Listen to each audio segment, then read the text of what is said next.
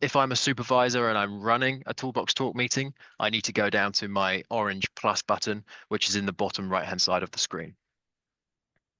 You'll need to select a site. So I'm going to click 19 Como Street here. For the title section, we discussed PPE on site. And then we have the agenda box. As you know, this has always been here, and you can obviously have styling options. But what's new now is that down below, we now have the add template, and that will open up the library of pre-made Toolbox Talk templates. So I'm going to click PPE, which is one of the ones I've created in the SiteConnect demo account, and then click select. So you'll see that that once was a white agenda box with no content filled. It now has the pre-filled template information. And obviously this is editable. So we can come along here, change that content as required. Now, the other element that we've created is a function called snippets.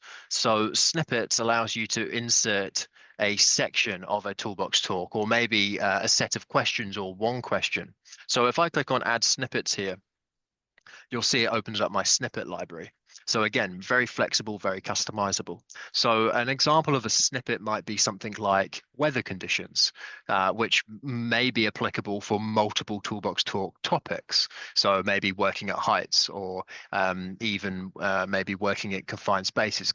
The weather conditions might vary. So we can add a snippet weather conditions.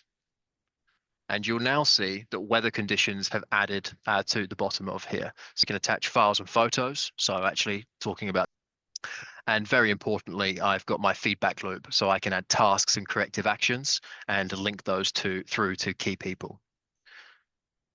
So I'm going to go ahead and click save.